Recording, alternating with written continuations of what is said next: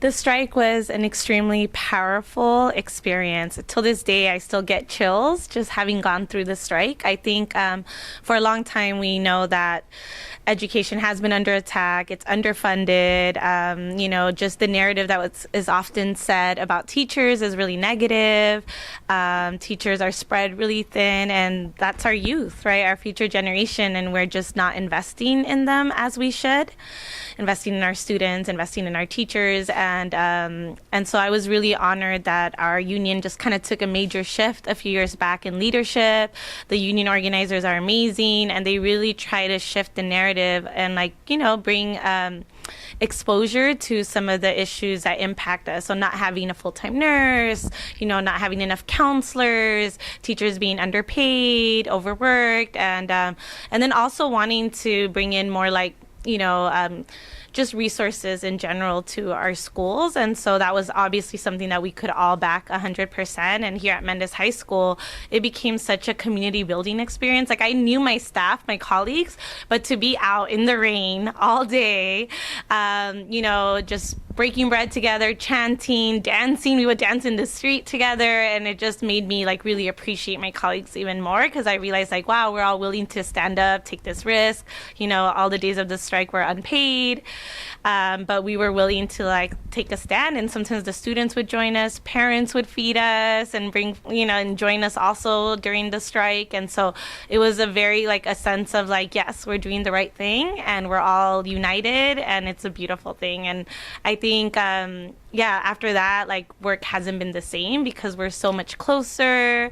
We were just paying attention more to just the way that politics affect education. To them, I'm as adults, we're ruining this country for you, we're ruining the world for you, but you all are coming up with your own solutions. So the revolution will be youth-led, and I'm following them. They're amazing. I agree. I totally agree with you.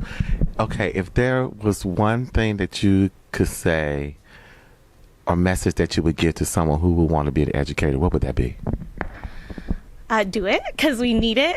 We need more educators. But I think, what would be a message? I think I would say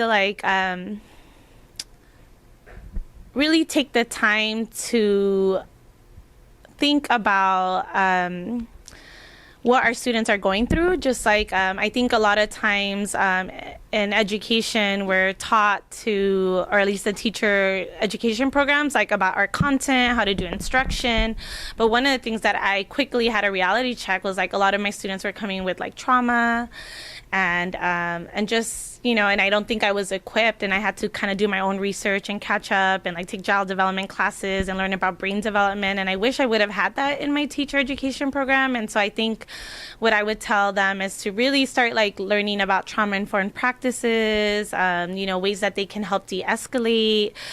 Because when I started teaching, the advice I would give is don't smile at students. Have strict rules. They're going to walk all over you. The idea that students are manipulative and just monsters. And I hated that, because they're not. They're amazing people that just haven't had the chance to maybe learn coping mechanisms and things like that. And so even though we might say, well, that's not my subject, I'm not a counselor, I'm not a therapist, I'm just here to teach my content. No, the social emotional stuff comes first, because if they're not regulated, if they don't feel safe, they're not going to want to learn, or they won't be able to. Their brain shuts down literally if they're afraid. And so I think that that's one thing I would tell my younger self and anyone coming into education, is that really take the time to learn about mental health practices and figure out the resources that you can refer students to, because our students are coming in with a lot of trauma.